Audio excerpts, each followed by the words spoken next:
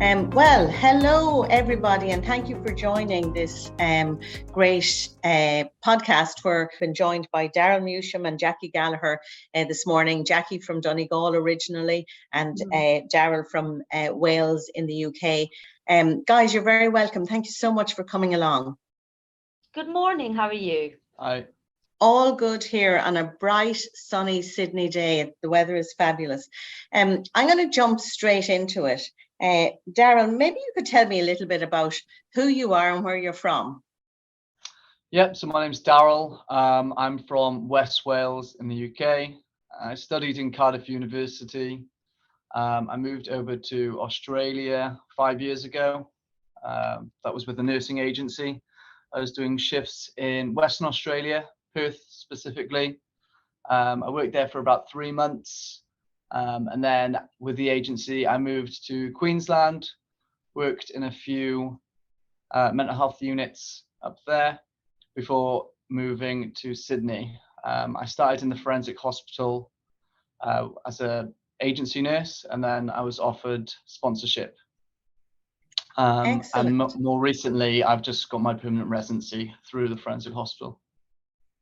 Okay, great. So you're based now in Sydney for the foreseeable? Yeah, I'm staying. I'm not going home. Okay, very good. Have you broken that to your mum and dad yet? I think they might be in denial. I have dropped hints. I went home for Christmas for 6 weeks, and I was planting the seeds there that, you know, I might only be coming home every so often. But yeah, I think they're still in denial. And Jackie, coming over to you, Jackie Gallagher joins us, and Jackie's from Ireland. Tell us a little bit about you and how you ended up in Australia and how you ended up in forensics. Sure. So I was originally born in Birmingham, but moved to Donegal when I was 9. I trained in Letterkenny, and then I came to Australia 10 years ago now, straight to Sydney. Can't believe it's been 10 years. Time has flown.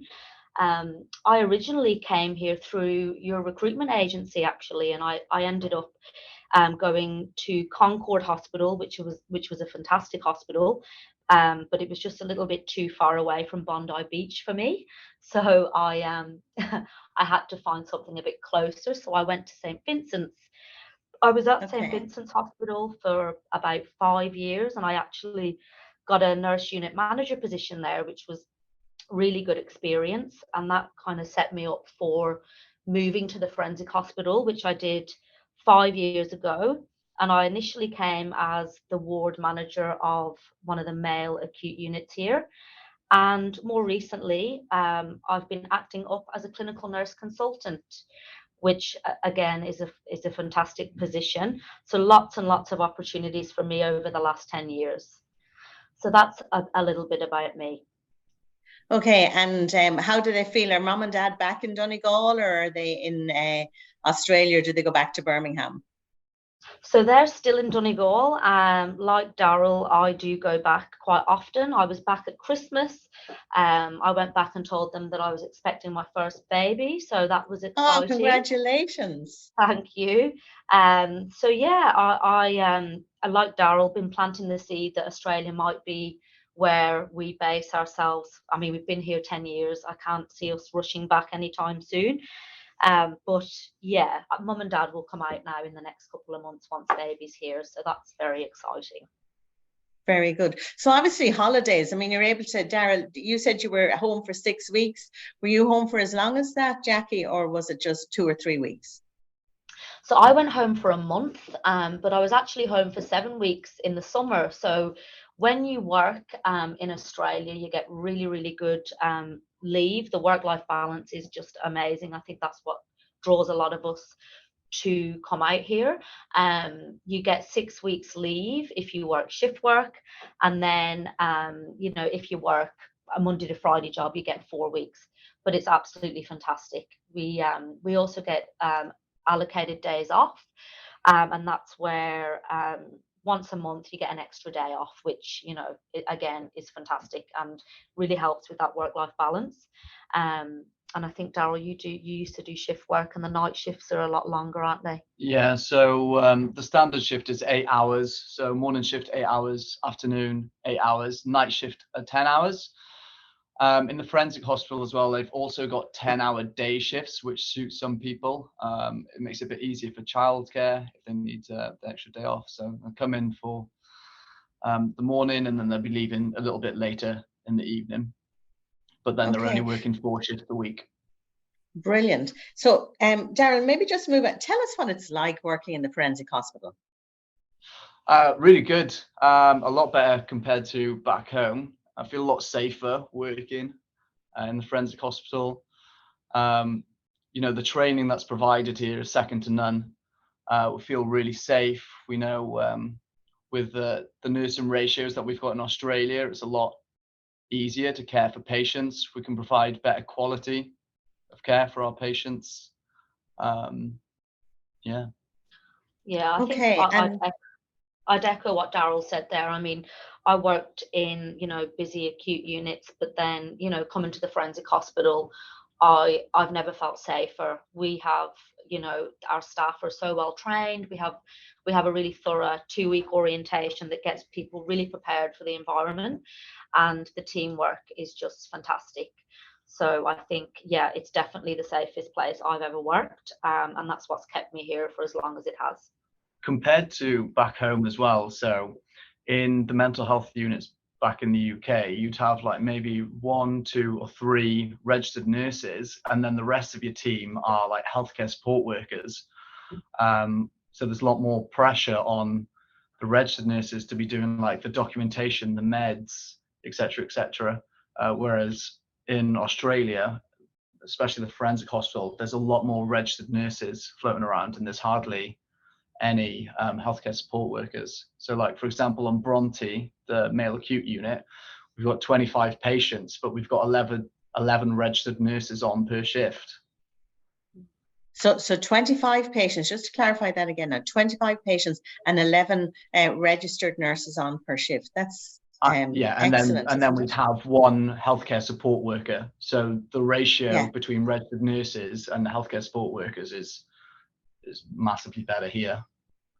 Yeah, it must be very fulfilling to be able to deliver care in that type of a quality environment. Yeah. Yeah, absolutely. And I think we get to know our patients really well in the forensic hospital. They come in and they're here for quite some time. So we get to really develop that relationship with them. And we get to kind of go on that journey with them. It's absolutely, so fulfilling to see them, get through the hospital, and then they're discharged from one of our rehab units. Most recently, we discharged someone that was here for 9 years. We just discharged that person successfully to a medium secure unit on Monday. And that's just been just so lovely to see that kind of, journey through the hospital. And it's another a good thing about working here is just the relationships that you build with the patients themselves. Okay. And obviously, I mean, and Jack, and I met you on site in the recent weeks, but I finished up there and drove down to the beach and went for a swim. I mean, the lifestyle is fabulous. The location of the forensic hospital is fabulous. Tell us a little bit about how that makes you feel and what it's like to work in such a beautiful place. I mean, the murals on the wall, the gardens, the flowers, it's so it's beautiful. It is, yeah. I mean, just before coming in here to do this podcast, I was down at Maroubra Beach having a little walk, watching the sunset, having my morning coffee. And I think, in Australia, especially Sydney, people are more of a morning person, whereas, at home, you'd never dream of getting up at 5 a.m. in the morning to go to the gym or to go for a walk. You'd probably be looked at quite oddly. But here it's the thing to do. And people are up and at it first thing in the morning, even before they get to work. So I just absolutely love that. Before coming into work, that you've kind of set yourself up for the day. We are located beside so many beaches. We've got, Malabar Beach, we've got Maroubra Beach. They're all about 5-10 minutes away from the forensic hospital. If you want to go out on your break and, have a nice little lunch, that's available to you. So I think it's just such a lovely environment we work in, and we've just got such nice areas around us that, you know, I think we're spoilt for choice really a lot of the time. And you know, if you want to pop out for lunch, it's just, you can go anywhere. Bondi is only about 15 minutes drive from here as well, so we're spoilt for choice. But you know, even the hospital here, the actual grounds you would have seen when you were here, they're beautiful. We've got a lovely perimeter that, you know, patients walk around. We often walk with them, and there's little areas, you know, dotted around that you can stop and have a little sit down and a chat. And yeah, we've got a kiosk which, you know, I think the patients love, but the staff love even more. They do lovely sandwiches there and different things. So look, we're very lucky to be working where we are, I think, and you know, it's just fantastic. And Daryl, are you a morning person too? I wasn't when I was in the UK, because as Jackie said, it's too cold, it's too dark. No one, like, I mean, you get up and you go to work. When you finish work, you come home, jump in front of the TV, make your food, go to bed, and it's, you know, you repeat that every day for pretty much the rest of your life. When you come over here, because it's, you know, the weather's a lot better, the temperature's a lot better. It feels like Australia has more of a outdoors active lifestyle. So people are always out doing things. I'm now a morning person. I was up at the gym before coming to work today. But yeah, you can see why people don't leave Australia. Like, I mean, we all know someone who's moved to Australia and then never come back, even before we came here. You hear those stories, but when you're here, then you understand why. I think the hardest part is making that jump and committing to coming over. But once you do it, then you're glad you did. I think for me, the hardest part is actually thinking about going home again. I thought the hardest part would be coming to Australia, but it's actually, you get to a point in your life where, you know, you should be thinking about, oh, is it time to go? But I think once you get here, it's very difficult to leave because you're just treated so well here, and, you know, the lifestyle is just fantastic. One thing I did forget to mention actually was just the opportunities around, you know, education as well. I'm currently doing my master's in mental health, and you know, you get scholarships here, which means that it's paid for, which is absolutely fantastic. And also you get study days approved from work to actually spend time doing your assignments and time away from work to get that work done, which you know, that's just been great for me because it takes me a long time to get assignments done. So yeah, I'm nearly finished that. I should be finished in the next couple of months, but that's been another plus for me, just being able to work slowly at that. So in June, I should have my master's degree, which is well done. Yeah, fantastic. So it's the master's, it's the opportunity to do the master's, the opportunity to have it paid for, and then also support in terms of study days often to get through the different assignments and to achieve success in it.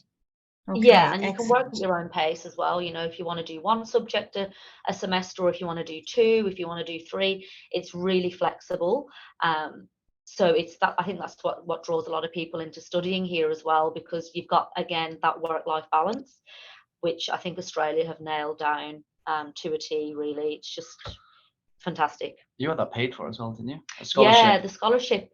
So the scholarship pays for the for your studies, which again is a massive plus. I don't know what happens at home, but I'm sure you probably have to pay a little bit or most of it. But here they really encourage you to further your education and get you kind of more qualified than you are, which is just so good. I'm going to be looking at doing my master's as well, because so I've been waiting for my permanent residency to come through. So before it came through, I was looking at the prices, and they charged me as an overseas student, which is like 3 times the price. But now my permanent residency visa's come in November. I'll be looking at doing my master's as well. And a lot of people in the forensic hospital have done their masters through the scholarship. Brilliant. And it'll be paid for. You'll have those study leave days that Jackie talked about, and then it'll be, you know, Master Kevin or Master Daryl Museum. How good will that be? Well done. So listen, awesome. We're just coming to the end of this session. Thank you very much for your time. But my final question to you both, Have you any advice to nurses who are thinking of joining the Justice Health team? Mm-hmm. I would say just do it. Come over here, experience a great way of, living. You'll have, and I think I've mentioned it a couple of times, but that work-life balance is second to none. Join a really talented, skilled team of nurses. It's a real niche type of nursing. Forensic mental health in itself is, I'm very proud to say that I work in this service.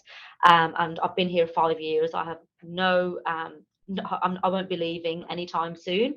So my advice is, if you're even thinking about it, the smallest amount, just take the jump, take the plunge, come over here and work with us, because you will not regret it.